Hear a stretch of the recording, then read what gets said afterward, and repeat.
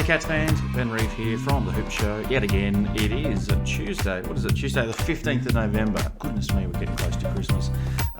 Big breaking news in the AFL the other day. Did you hear about a massive bombshell with the Brownlow betting scandal? One of the four people arrested, including an AFL umpire, Michael Pell. Don't confuse him with George Pell. But Michael Pell arrested, a few other blokes arrested as well, for betting on, divulging information to people known to him, the umpire we're talking about. So Michael did umpire in 16 games in 2022 and gave, as a field umpire, as a right to give votes in those games as well. So it is a bit of a worry, and I'm not a big fan of umpires voting in games in the first place. This Michael Pell and a few others have got a little bit to worry about if these charges are proven. They've got potentially up to 10 years imprisonment, staring down the barrel at that. So that's a bit of a worry for them. Look, as I said, I don't think umpires should be voting. I mean, there's a split decision on this. I think everyone who's got their own opinion on whether umpires should do it, or the media should do it, or whether there should be a panel of experts, former players, that maybe a panel of 20 people that go to the different games each round. That's probably where I'm leaning. I know it changes history, and maybe for those traditionalists out there, it's not your thing, but I don't know. I just definitely last year, I think the umpires got it wrong, and with a few decisions, and you see that every few years. You see, what is going on with that? How did that player miss out on getting a vote? Or why did this bloke get a vote? That didn't seem right. It's really odd. As I said, I'd much prefer it be a learned panel of 2 or 3 people that go to every maybe, I don't know, you go to a couple of games around, and maybe there's a panel of 15, 20 people that share that responsibility, and throughout the year they see as many games as they can. I think you're getting, they're not under the pressure of, they're not, combining that necessarily with commentating duties or anything like that, or umpiring responsibilities or anything else. They can just focus on that. They can have the stats in front of them. They can do all that sort of stuff as well. But hopefully they'd be guided by the eye test as well as what's on the piece of paper or the screen in front of them. So I don't know. What do you think about that? So anyway, that's my thoughts. Another topic we want to talk about just really quickly is Sam Simpson's extended his contract with the Cats for another year. Poor old Sam's had a tough run of it since remember he got knocked out in the 2020 grand final. I think it was late in the piece. Unfortunately, he's really struggled since then with some recurring or ongoing issues with his concussion symptoms. So made it back a little bit and played a bit of VFL last year, but hasn't really been able to get back into the men's team. And for obvious reasons, we were just absolutely flying in 2022. But hopefully now he's got a bit of another year extended. Hopefully that'll help him get a bit of confidence and get some games in next year. If we can get him 10 games, get him back to where he was, I'd love to see what he's capable of. I've liked what I've seen. He's very silky and smooth and makes good decisions. Hopefully he's put on a little bit of size since 2020 as well. It's hard to know. I mean, unless you're seeing a bit of a VFL footy or seeing people on the TV, it's hard to get a sense of that. But hopefully he hasn't lost anything, any speed or anything like that. He should be just about ready to peak, I'd say. He could be one of those players next year that'll really turn the corner and become something else. So let's hope so anyway. Next topic would be the All-Australian squad for the AFLW team. We've had 4 nominees for the squad, yet to be narrowed down to the final team. But Meg McDonald, Georgie Prasparkas, that's an obvious one. Amy McDonald, another obvious one as well. And I thought Chloe Shear, I was really happy that she made it. I thought, it's going to be tough for Chloe to make it. There's a lot of good forwards out there. I was actually surprised that Meg made it, even though she is a former Australian member.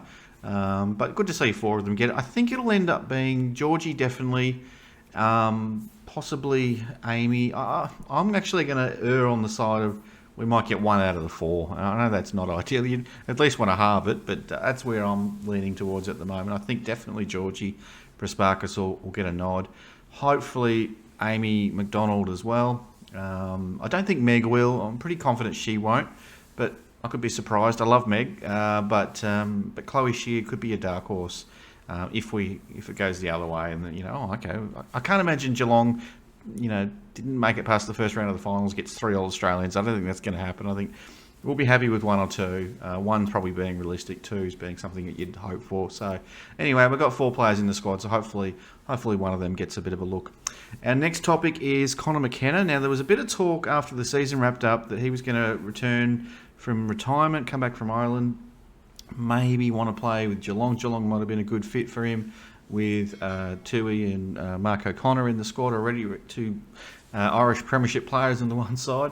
Hasn't been that many of them in the history of the game, and to have them on the one side is fantastic. So I thought Conor would have been a good fit, but it's now not looking very likely that Conor's going to come to Geelong. It's probably more that he'll go to either the Saints or Brisbane, maybe Port Adelaide, something like that. So I think that's where it's sitting at the moment. Who knows? Something could go wrong, but I think I don't know if it's official, but unofficially, officially, we've probably pulled out of the race for him.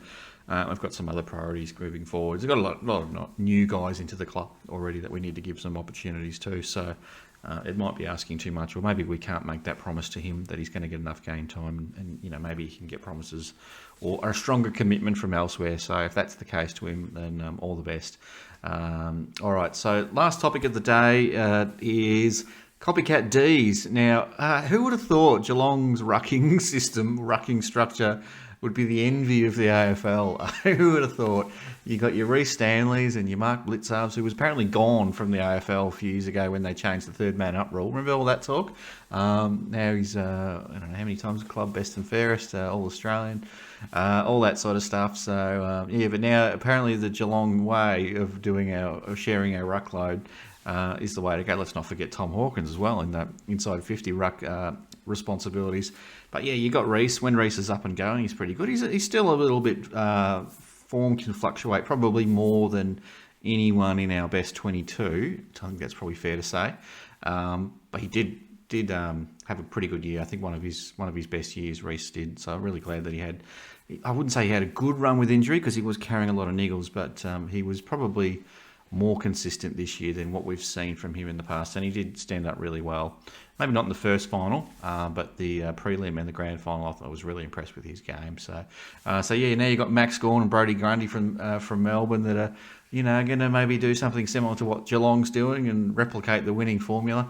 Good luck to you. Geelong will just come up with something new, and it'll be, I don't know, we'll get Radigalia down back. He'll be our ruckman in defence. We've got Tommy Hawk and Rucken down forward, and then you just got Blitzarves and Stanley just sort of alternating depending on the state and flow of the game and all that sort of stuff. So we've got it. We're sorted. Don't worry about us. Anyway, thanks for watching, guys.